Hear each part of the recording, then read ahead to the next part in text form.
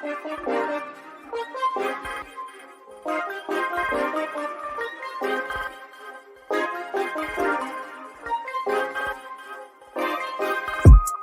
active, king of the palace, rubber like Malcolm, ball up fist in the air to the flashlight, yeah, hands up in the air till they gun me down, I keep it 100, they crunch it. What is going on, ladies and gentlemen? Facebook, hello. YouTube, what's crack-a-lackin'? What is going on, my good friends? Man, I gotta tell you what. I'm a bit sick to my stomach right now. You can see. Got my Garnet Gamecock stuff on. They told me to wear Garnet today. And, yeah, that worked out fantastically. Wow.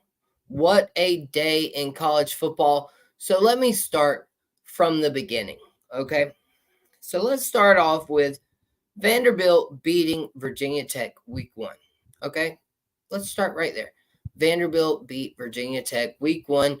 Virginia Tech projected to be a potential ACC championship contender. Vanderbilt waxed them, beat them good.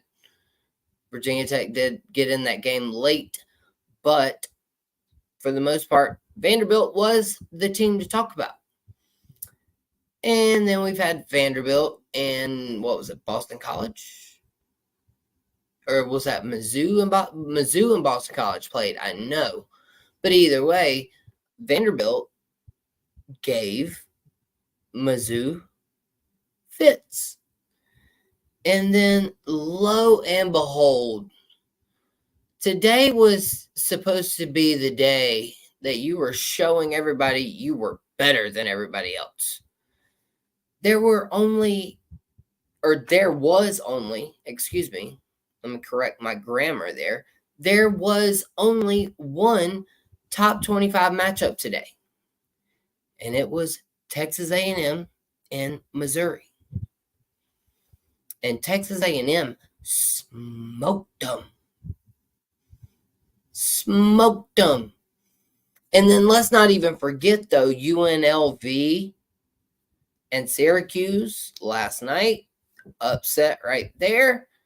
You also had Houston and TCU upset right there. And that's not even the biggest upset of the day. And so, like I said, though, this is let me start over, though. This is JD, the Southern Fried Gentleman of Southern Fried Sports. It is a pleasure to be coming to you this evening. But we're talking about college football. We're talking about the upsets. And so I said we were going to start at the beginning. All right. So Vandy, they beat Virginia Tech. Vandy took Mizzou to the wire. All right. South Carolina smoked Kentucky at Kentucky. All right. We have Texas A&M played very well so far. We've got Alabama and Georgia going down to the ropes last week. We have then Kentucky beating Ole Miss last week. And I feel like that's where everything has went awry. That is where everything has went crazy. Because the Gamecocks, if they wanted to be successful this season, they were the ones who needed to be getting these unexpected victories. I don't know, like the one that we had a chance to get a few weeks ago against LSU. And so here we are. All right, so we smoked Kentucky, and then Kentucky comes back, and they beat Ole Miss. You got Florida, who has been floundering. They're handling UCF right now very comfortably. Am I missing any other upsets? So I mentioned Georgia, Bama. I said I wanted to start at the beginning, so I kind of wanted to work my way into this. And so this is my point here at the end of the day. South Carolina, man. We could have been 4-0. All right, and it is time for my Gamecock reaction. It is time for Southern Fried Chicken, as I like to call my Gamecock segment. let's start at the beginning. As I said, all of these teams, all of these outcomes. All right. Ole Miss came off of the loss last week to Kentucky. It's too bad that the transitive property of math does not apply in college football. It's too bad, because if that were the case, we would have beaten Ole Miss because we beat Kentucky. Kentucky beat Ole Miss. So transitive property, we would have won. But as we can see, college football is wild. And that is not the case.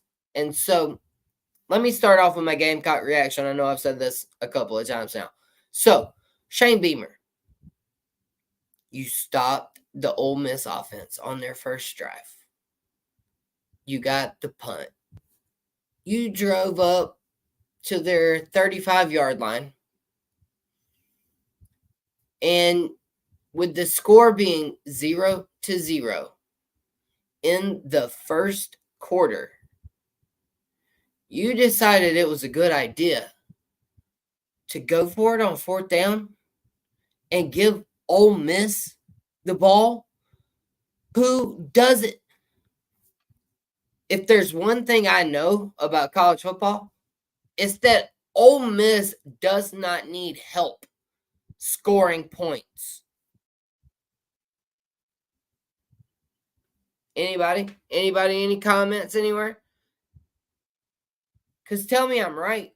Ole Miss, if there's one or two teams in the SEC who do not need help scoring points, it's Tennessee and Ole Miss. And yet here we are. Shane Beamer makes this boneheaded decision to go for it on fourth down on his side of the field in the first quarter. And then not only that, at the end, when they interviewed him after the first quarter, he said, "Yeah, I really screwed us there. I think you screwed us this entire bye week." What was going on? You've won 2 of your last 3 coming off a bye week, Shane Beamer. So what did y'all do on this bye week? Because I'll tell you what you didn't do. You didn't evaluate Lenora Sellers properly. I don't think so. Because I could tell he was not who he was in Kentucky in the LSU games. He didn't have that little jolt or, that little quick step, whatever it was. You saw Lenora Sellers get tackled behind the line of scrimmage numerous times. Rocket Sanders, I don't know if he was 100%. They gave 100%. Don't get me wrong. Don't get me twisted. Those players gave 100%. But the coaching is what got them off to a bad start to begin with. Y'all remember the first time we beat Texas A&M under Beamer? Xavier Legette, 90-yard touchdown to the house to start the game. We jumped out quick. And we don't have an offense to come back against an Ole Miss offense from 14 points down. If Lane Kiffin, and God, as much as I hate the dude, thank God I didn't see the clipboard fly today very much. I said that would drive me nuts. So at least that wasn't happening. And then speaking of things happening, though, what about the best possible thing that happened to the Gamecocks all day? Juice Wells. Thought you was about to score that touchdown, didn't you, dog? Nope. That was, listen, I know it was a loss. I'm very sad about it. Don't get me wrong. But Juice Wells fumbling that ball out of the back of the end zone and us keeping him out of the touchdown. Hey, listen. As of now, we're still getting a better rate for him than Ole Miss is. He scored a touchdown for us last year. He still hadn't scored one this year. So, We got that going for us. All right, and then listen, I want to mention Dylan Stewart and Kyle Kennard. I know Beamer took a few penalties that erased their sacks, but I do want to mention the penalties the penalty against Kyle Kennard, because you barely dragged down Jackson Dart by his shoelaces.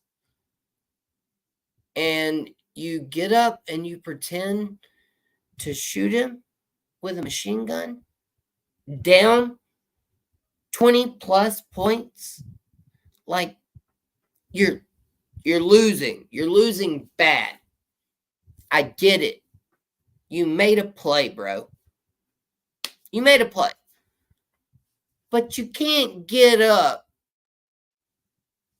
and pretend you machine gunning the dude. The refs are going to hit you on that every single time. Period. And then what I found was really interesting later is that Dylan Stewart got a sack after that, and he did a shotgun. But he did it to his own players, and you can even see it on camera that his players reacted. They were acting like they got shot. After Kennard got called for that one about a machine gun, I don't know how the refs didn't throw the flag again on Dylan Stewart for, again, doing a gun move. I don't even care if it was to your teammates, but just think about the image that you are projecting. There are impressionable children in the world. All right, I won't say anything more than that. It ain't my business. Celebrate. Listen, I've told y'all before, I've thrown my glove to center field when I got taken out for pitching one time. I'm a pissed off little son of a gun. Don't get me twisted. But to me, that was unacceptable. And then towards the end of the game, we're down 24-3. That's 3 possessions, by the way, for any football fans out there. Yet, we elected to finally kick a field goal on 4th down that would have made it a 3-possession game still. And then not only that, he missed it. Shane Beamer, you set the tone when you faked that punt in the first quarter. You showed an attitude of desperation. You showed that you didn't believe in your team to get it done. And then that fake punt right there too. I would have rather seen the offense on the field. And you know what? Why was Ashford in there to fumble that ball on 3rd down? There was no reason for Ashford to be in that game at that point. And if anything, please give me Bevel. Give me something with a running quarterback and a throwing quarterback. You can't give me 2 running quarterbacks. Where is the play action? The whole purpose of running the ball is play action. And we don't have a single play action. All we can do is this RPO. No, it doesn't make any sense. We have no offensive identity. And then, like I said, kudos to Vanderbilt. Whoa. Nobody picked you guys. Nobody was talking about Vanderbilt beating Alabama. Nobody. We had Texas A&M smoke Missouri. Kenneth Perkins, Chase, Mila. Hey, thank you guys for being here.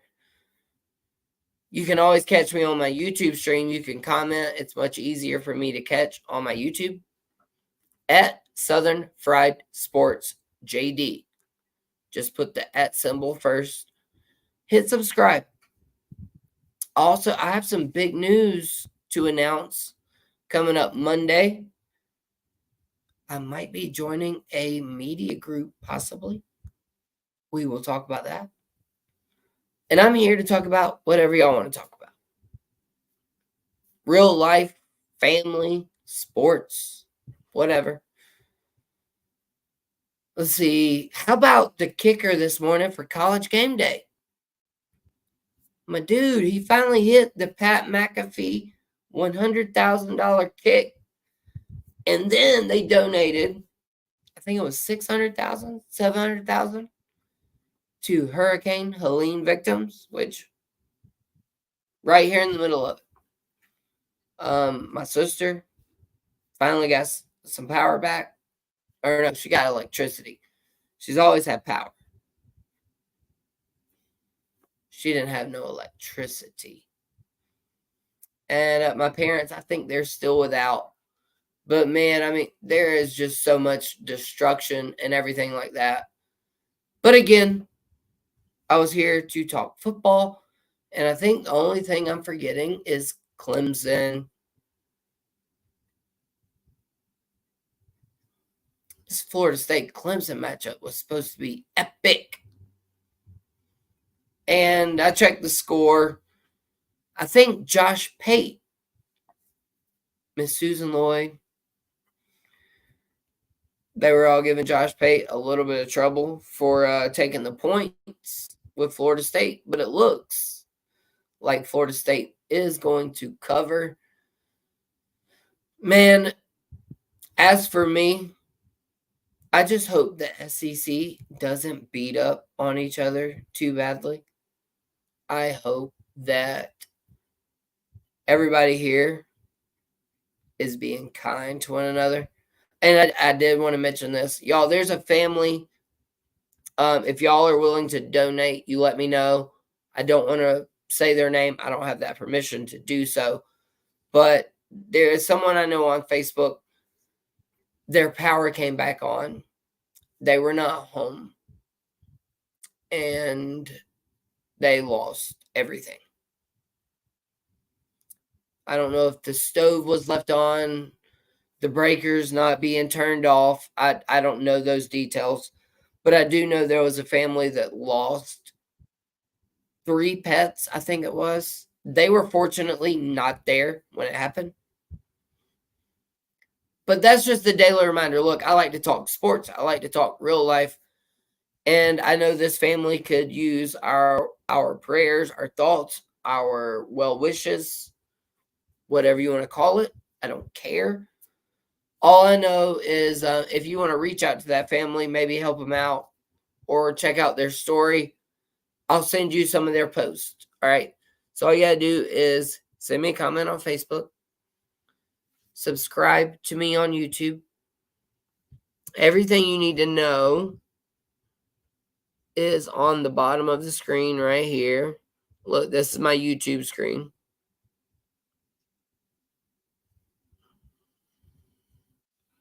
And Facebook, I'm about to say goodnight. YouTube, I'm going to say goodnight. Y'all be blessed. Don't be stressed. Be kind to one another. Dang it. And what about this day in college football? It was wild. It was supposed to be a dud. Only one top 25 matchup. But here we are. All kinds of upsets. All kinds of great games. I'm going to go handle whatever business I need to handle. Big guest upcoming. Big news upcoming. Y'all be blessed. Like I said, not stressed. And I will see y'all soon.